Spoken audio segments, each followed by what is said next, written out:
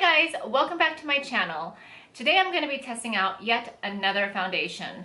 This is the Dior Airflash. While it's technically not a new product by Dior, when I was stalking the Sephora website for new products, there's like little tricks to find products that are not even necessarily listed. When you click the new products, this came up, so I was intrigued. I'm not sure if they've changed the formula. I don't see anything about that. But they definitely have expanded the shade range, and that has always been an issue for me. Either the colors were too light, too dark, or too pink, or too orange. I never had the right match, and I really liked, in the past anyway, how this laid on the skin and looked and lasted. So when I saw that they had a color, this is shade 321, and I have my laptop, so I'm reading a little bit on that. It is described as, it's called Amber Beige, light to medium, warm olive undertones.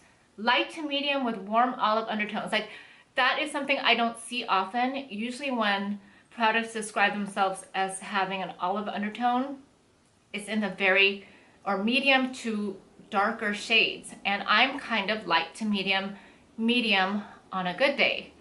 So when I saw that they've, or at least it seems like they've addressed those with olive skin who are light to medium, I got really excited. Like, I'm glad you didn't see that, but I had to have it. I had to try it. So it's supposed to provide a medium coverage, a natural finish, and it's described as an ultralight foundation that delivers an airbrushed effect with precision and ease. I'm not going to read the whole thing about how it's supposed to look like. I'm a runway model, but it's supposed to be water resistant and ensures up to 12 hours of hold and color that stays true. That might be a new thing because I used to find that they would oxidize on me. So I'm gonna try it right now. So I have prepped my skin as far as skincare. And now I'm just going to go in with what I've been using the most recently. So I have been using the Marc Jacobs Coconut Primer. I do have a mirror set up over here. I hope it's better this time. We will see. So I'm just going to put a little bit. So my face has all the skincare that I wanted to use today. I tried not to overhydrate like I did when I was testing out the Blur Stick by Nude Sticks, which I will still get back to you on. I'm really enjoying it. And I did use a primer. So I'm ready to go. And the phone is ringing. Well, phones ring. So I will go ahead and just apply this for you on camera so that you can see what is what. And I want to be honest. So this is my Rollerball Garnier. So here's the Airflash. I think the bottle looks different. At least it looks different from when I had it. Now I am not, there are directions on how to spray it on your face. I'm just not going to do that. One, because I'm pretty sure I would probably poison myself, or just have it all over my hair only, and I think I would waste product. And for the most part, even when I went to the counters, they used the brush. So I'm gonna use the Wayne Goss foundation brush that came in the anniversary set, and I'm just gonna spray a little bit on there. There is like kind of a risk factor here. Okay, it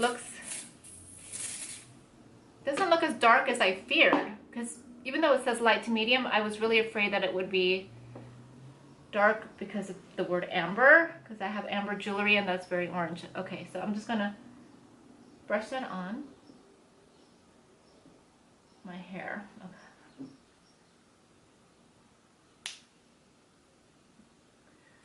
I have to tell you, I'm like so,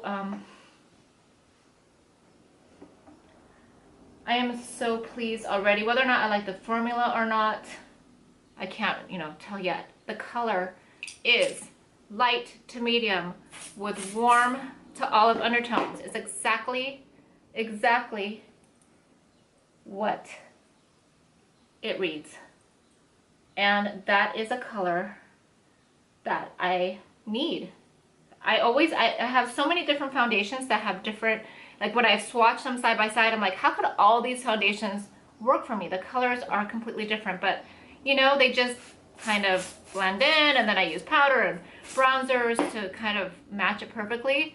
but to find a foundation shade that actually really matches is hard. And we have to see if it oxidizes, but at this point, my hair is driving me nuts. It is a really pretty color for my skin because it's matching, like off the bat.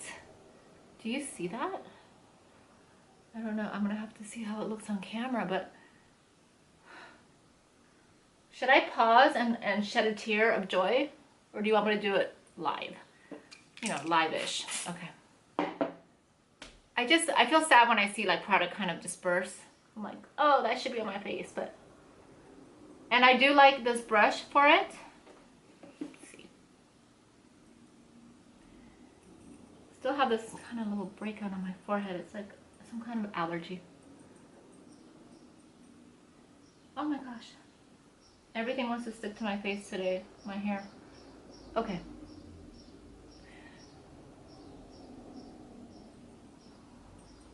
Okay. The color is so good. The color is so good. The color is so good. I really thank you, Dior. And I heard somewhere, I don't know if this is true, let me know if you know, that Jeffree Star helped, he collaborated with them or gave them guidance on shade range. If so, Jeffree, dude, we live in the same city. I live right by Taco Bell and I never see you.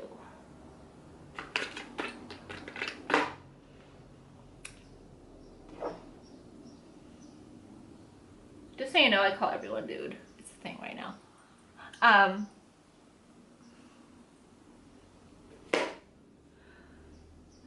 It's a really good color match and I think it looks really pretty on the skin. This is why I don't like brushes, because the little bristles come off, even the good ones.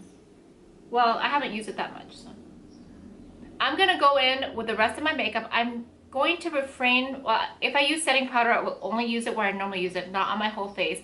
I'm gonna do my makeup how I normally do it, with a foundation that doesn't require a ton of powder, because I don't really have those. And because I wanna see how it lasts under normal conditions.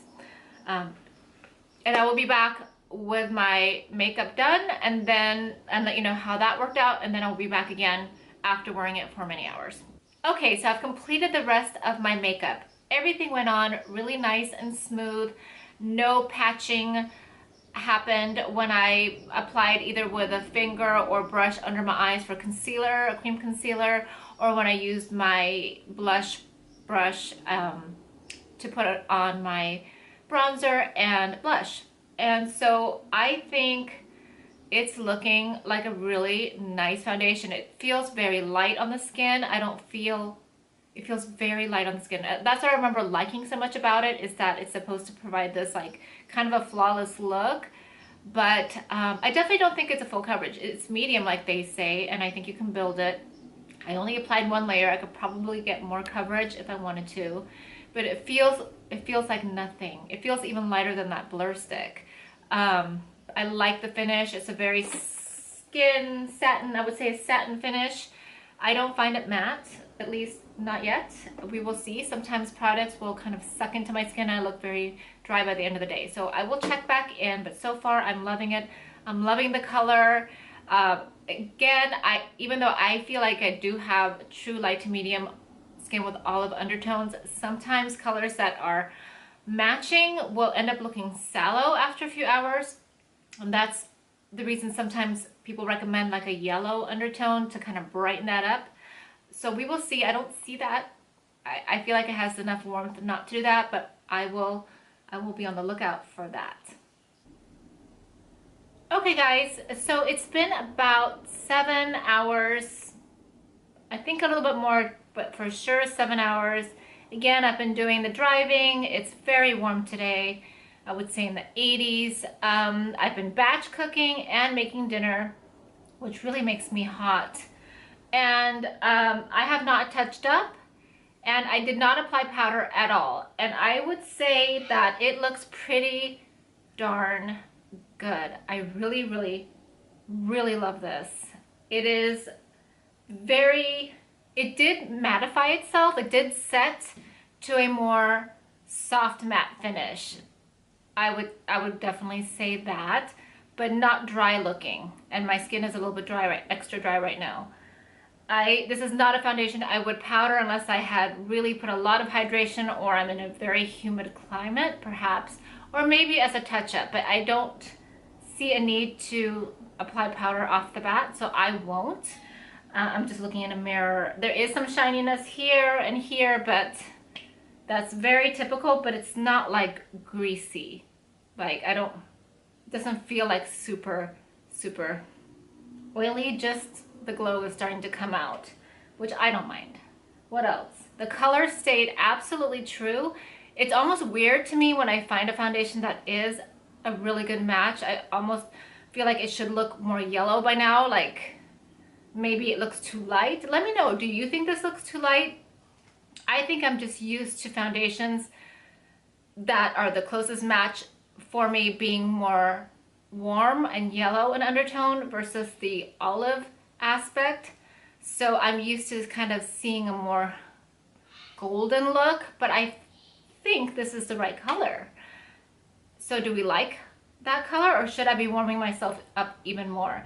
I suppose that because it's more olive, I could wear warmer tones in my bronzers and blush. I usually try to balance that out because my foundations are always a little bit more warm than my skin, but I do not have cool skin. So I am very excited that Dior has expanded their foundation range.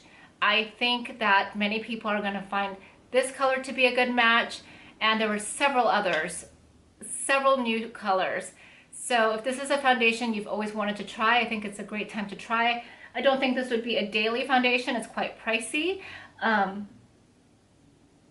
But the way it's looking right now, I kind of want to wear it every day. But that's impossible because I have more foundations coming for reviews and I just can't commit.